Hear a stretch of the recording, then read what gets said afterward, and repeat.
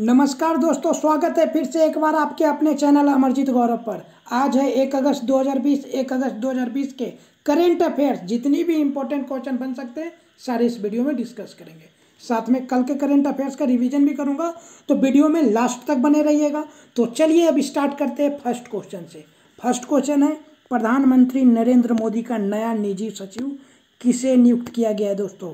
तो हार्दिक सतीश चंद्र शाह को दोस्तों, हार्दिक सतीश चंद्र शाह को दोस्तों श्री नरेंद्र मोदी जी का निजी सचिव नियुक्त किया गया है। 2010 बैच के आईएएस अधिकारी हार्दिक सतीश चंद्र शाह को टर्मिनस के आधार पर प्रधानमंत्री नरेंद्र मोदी का नया निजी सचिव नियुक्त किया गया है। वह वर्तमान में प्रधानमंत्री कार्यालय में उप सचिव के पद पर सेवारत हैं।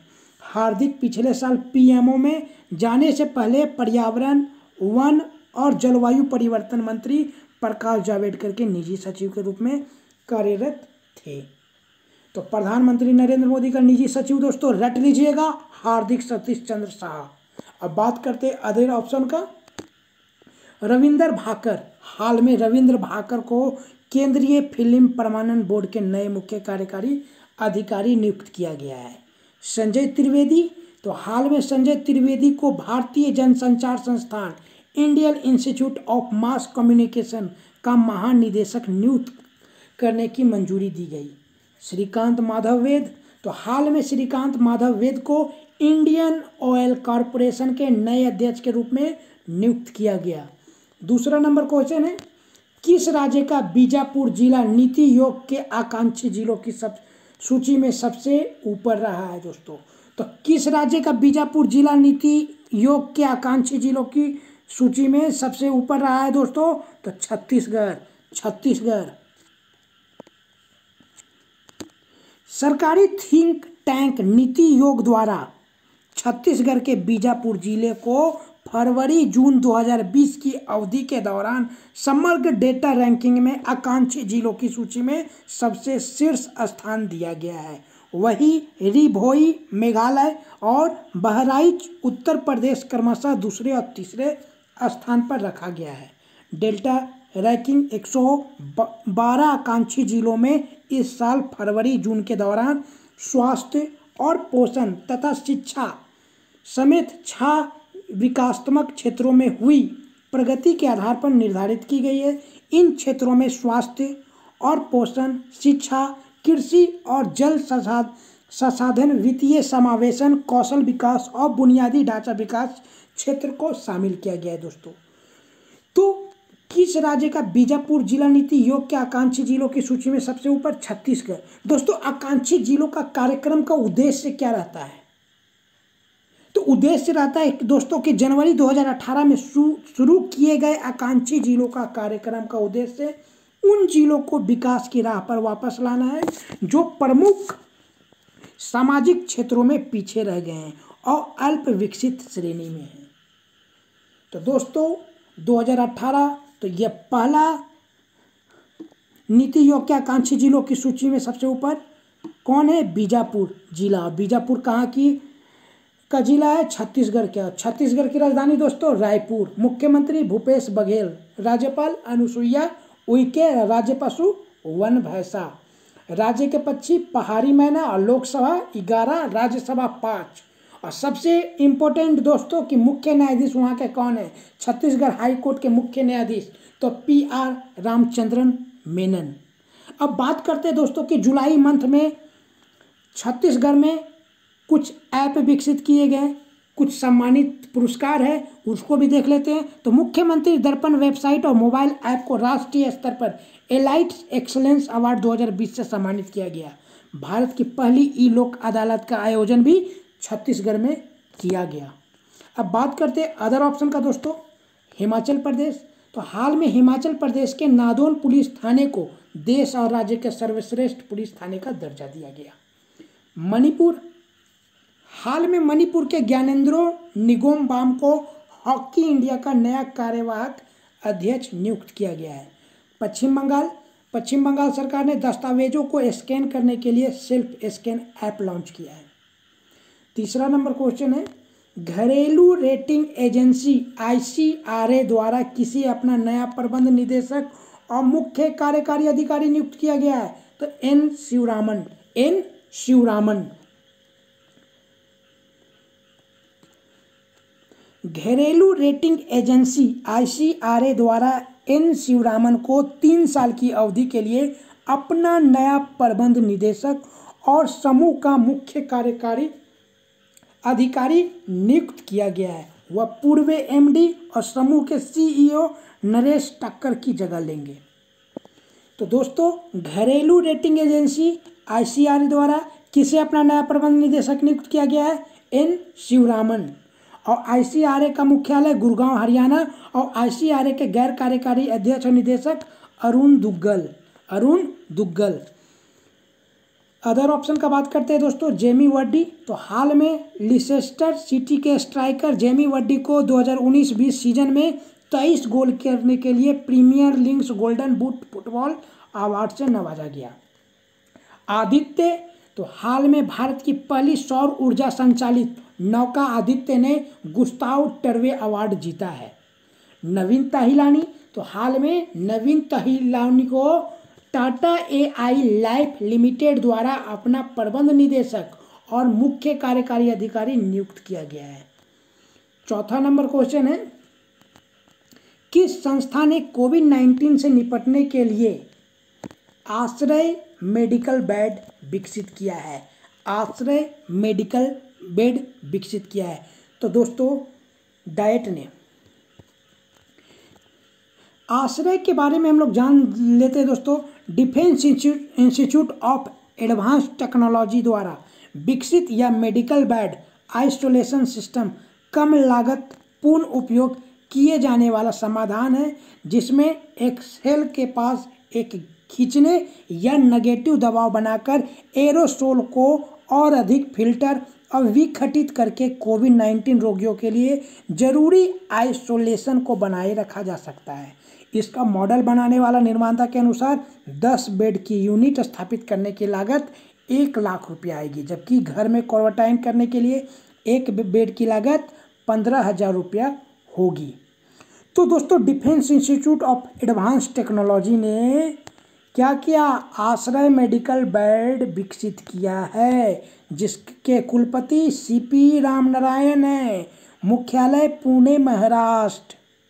तो याद रखिएगा, रट लीजिएगा कि आश्रय मेडिकल बेड किसने विकसित किया? तो defence institute of advance technology ने। अब बात करते हैं अदर ऑप्शन का। UNSC 75 UN जनरल असेंबली तुर्की के राजनयिक वोल्कान बोजगिर को UN महासभा के 75वें सत्र का अध्यक्ष चुना गया। ICICI home finance company limited ने शहरी और ग्रामीण क्षेत्रों के लिए एक विशेष किफायती होम लोन स्कीम सरल लॉन्च की है। इर्गो, तो हाल में HDFC Ergo general insurance company ने भारत के ड्रोन मालिकों के लिए भारत का पहला पे एज यू फ्लाई नामक इंश्योरेंस लॉन्च करने के लिए UK स्थित ट्रोपोगो लिमिटेड के साथ साझेदारी की। 5वां नंबर क्वेश्चन है, personal UPI payment link MPay.me किसने लॉन्च किया? तो मोबीक्विक दोस्तों, MobiKwik. Digital wallet company MobiKwik ने MPay.me नामक एक नई UPI लिंक सेवा शुरू की है, जो यूजर्स को किसी भी UPI पेमेंट ऐप से पैसे भेजने और प्राप्त करने में सक्षम बनाएगी। तो याद रखिएगा, MPay.me UPI पेमेंट लिंक किसने लॉन्च किया? तो मोबीक्विक दोस्तों। और मोबीक्विक के CEO विपिन प्रीत सिंह, मुख्यालय स्थान गुरुग्राम। बात करते हैं अदर ऑप्शन का दोस्तों। तो माई लैब डिस्कवरी सॉल्यूशंस ने व्यापक टेस्टिंग के लिए कॉम्पैक्ट एक्सेल नामक सिस्टम लॉन्च किया। AIIB, तो हाल में एशियन इंफ्रास्ट्रक्चर इन्वेस्टमेंट बैंक ने L&T इंफ्रास्ट्रक्चर फाइनेंस लिमिटेड को $50 मिलियन का ऋण देने की घोषणा की। दोस्तों, भारत में पहली बार एशियन इंफ्रास्ट्रक्चर इन्वेस्टमेंट बैंक ने किसी फाइनेंस लिमिटेड को $50 मिलियन का ऋण देने की घोषणा की है। BDL भारत डायनेमिक्स लिमिटेड ने रक्षा अनुसंधान एवं विकास संगठन और रक्षा अनुसंधान एवं विकास एवं प्रयोगशाला के साथ आकाश मिसाइल विपन सिस्टम के लिए लाइसेंस और ट्रांसफर ऑफ टेक्नोलॉजी एग्रीमेंट पर हस्ताक्षर किया है। 6ठा नंबर क्वेश्चन है, संयुक्त राष्ट्र महासचिव एंटोनियो गुटेरस ने अपने नए सलाहकार समूह में किस भारतीय को शामिल किया है? दोस्तों, संयुक्त राष्ट्र महासचिव एंटोनियो गुटेरस ने अपने नए सलाहकार समूह में किस भारतीय को शामिल किया है? तो अर्चना सोरेंग उड़ीसा के अर्चना सोरेंग को जलवायु परिवर्तन पर महासचिव के युवा सलाहकार समूह के सदस्य सभी क्षेत्रों के साथ साथ छोटे द्वीप राज्यों के युवाओं की विविध आवाज़ों का प्रतिनिधित्व करते हैं। वे जलवायु परिवर्तन विज्ञान से लेकर सामुदायिक जुड़ाव, उद्यमशीलता से लेकर राजनीतिक और उद्योग से लेकर संरक्षण तक के दृष्टिकोण और समाधान पेश करेंगे। दोस्तों, अर्चना सोरेंग जो कि उड़ीसा की है और इस कदम के साथ अर्चना सोरेंग दुनिया भर के 6 अन्य युवा जलवायु नेताओं में शामिल हो जाती है, जिन्हें संयुक्त राष्ट्र महासचिव एंटोनियो गुटेरस ने जलवायु परिवर्तन पर अपने नए युवा सलाहकार समूह में जगह दी है। अर्चना को वकालत और अनुसंधान का अनुभव है। वह स्वदेशी समुदायों के पारंपरिक ज्ञान और सांस्कृतिक प्रथाओं को दस्तावेज संरक्षित और बढ़ावा देने के लिए काम कर रही है। रट लीजिएगा दोस्तों, याद कर लीजिएगा कि संयुक्त राष्ट्र महासचिव एंटोनियो गुटेरस ने जलवायु नेताओं में किस भारतीय को शामिल किया? तो उड़ीसा की अर्चना सोरेंग को। अब संयुक्त राष्ट्र दोस्तों, जिसका मुख्यालय न्यूयॉर्क, संयुक्त राज्य अमेरिका, स्थापना 24 अक्टूबर 1945, महासचिव एंटोनियो गुटेरस। अब बात करते हैं अदर ऑप्शन का। स्टुअर्ट ब्रॉड, तो इंग्लैंड के cricketer Stuart Broad test cricket में 500 विकेट लेने वाले 7वें गेंदबाज बन गए हैं।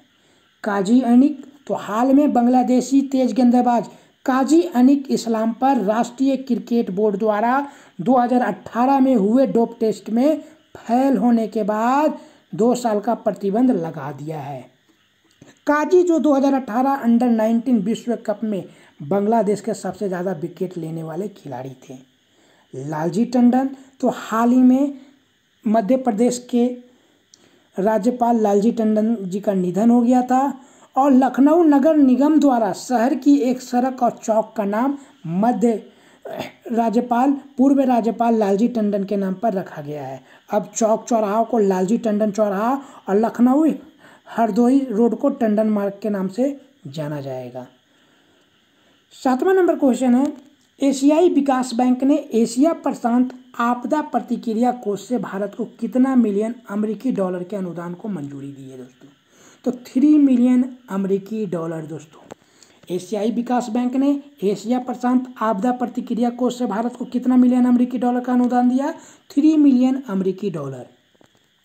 एशियाई विकास बैंक ने कोविड-19 महामारी के प्रति सरकार की आपातकालीन प्रतिक्रिया का समर्थन करने के लिए अपने एशिया प्रशांत आपदा प्रतिक्रिया कोष से भारत को $3 मिलियन अमेरिकी डॉलर लगभग 22 करोड़ रुपया के अनुदान को मंजूरी दी है।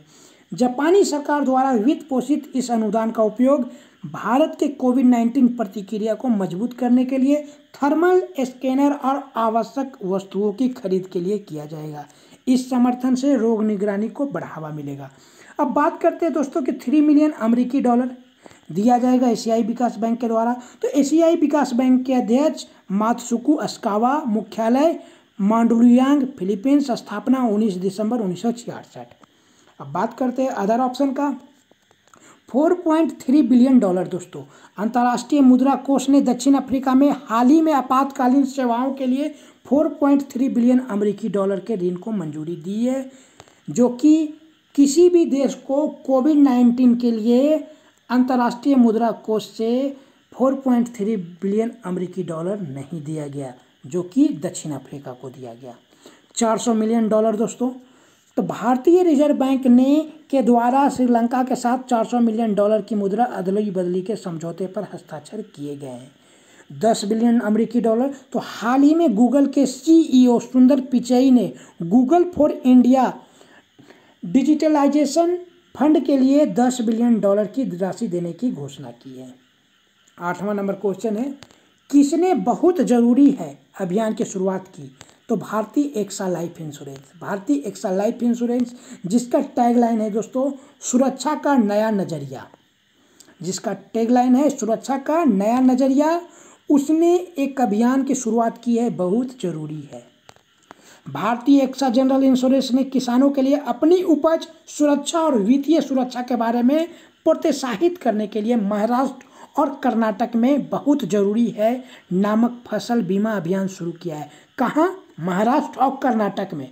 इसमें महाराष्ट्र के अहमदनगर, नासिक, चंद्रपुरा, सोलापुर, जलगांव, सतारा और कर्नाटक के धारवाड़, मैसूरी और कोडांगू शामिल है। तो याद रखिएगा दोस्तों, बहुत जरूरी है अभियान की शुरुआत भारतीय एक्सा जनरल इंश्योरेंस ने कहाँ किया?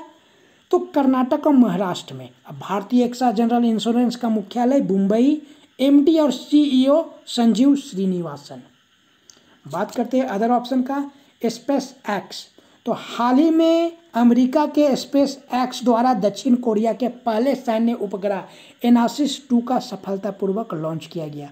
इस उपग्रह को फाल्कन 9 रॉकेट द्वारा भू स्थिर अंतरण कक्षा में स्थापित किया गया। PNB। तो हाल में पंजाब नेशनल बैंक द्वारा कोविड-19 को फैलने से रोकने के लिए फेस मास्क और सैनिटाइजर वितरित करने के लिए एक देशव्यापी अभियान शुरू किया गया। सैप। तो कुलमित बावा को system application products in data processing SAP द्वारा भारतीय उपमहाद्वीप के लिए अपना अध्यक्ष और प्रबंध निदेशक नियुक्त किया गया। तो दोस्तों यह था आज का करेंट अफेयर्स, और कल का करेंट अफेयर जस्ट हम लोग रिवीजन करेंगे दोस्तों। संयुक्त राष्ट्र और इंटरनेशनल कॉन्फेडरेशन ऑफ NGO द्वारा किसे कर्मवीर चक्र अवार्ड से सम्मानित किया गया? Sunil Yadav SS। Paytm money ने किसको कंपनी का नया मुख्य कार्यकारी अधिकारी नियुक्त किया है? वरुण श्रीधर। किस राज्य ने मेन होल सफाई रोबोट बैंडिक्यूट को विकसित किया है? असम। मानव संसाधन विकास मंत्रालय का नाम बदलकर क्या रखा गया है? शिक्षा मंत्रालय। मानव तस्करी के खिलाफ विश्व दिवस कब मनाया जाता है? 30 जुलाई। पृथ्वी प्रणाली विज्ञान में यंग रिसर्चर अवार्ड पुरस्कार से किसे सम्मानित किया गया है? डॉक्टर इंद्रशेखर सेन को। पृथ्वी प्रणाली विज्ञान में उत्कृष्टता के लिए लाइफ टाइम उत्कृष्टता पुरस्कार से किसे सम्मानित किया गया है? अशोक साहनी। किसके द्वारा quest for restoring financial stability India शीर्षक पुस्तक लिखी गई है? V आचार्य। तो 19वां महान जून विद्रोह दिवस 18 जून को मनाया गया। कहाँ दोस्तों? यह था कल का क्वेश्चन ऑफ द डे का क्वेश्चन। तो इसका सही आंसर हो जाएगा दोस्तों मणिपुर। मणिपुर में 19वां महान जून विद्रोह 18 जून को मनाया गया। और आज का क्वेश्चन ऑफ द डे का क्वेश्चन है दोस्तों कि विश्व जनसंख्या दिवस कब मनाया जाता है? विश्व जनसंख्या दिवस कब मनाया जाता है? इसका आंसर आपको कमेंट बॉक्स में बताना है दोस्तों। तो दोस्तों मैंने आपको आज का करंट अफेयर्स करवाया, कल का करंट अफेयर्स का रिवीजन भी करवा दिया। उम्मीद करता हूँ आपको वीडियो पसंद आया होगा। वीडियो को लाइक करें, शेयर करें, कमेंट करें और सब्सक्राइब करना ना भूलें। वीडियो कैसा लगा और अपन दोस्तों तो ये आप हमको कमेंट करके ज़रूर बताइएगा। तो अब हम मिलते हैं नेक्स्ट वीडियो में। Thank you and wish you all the best.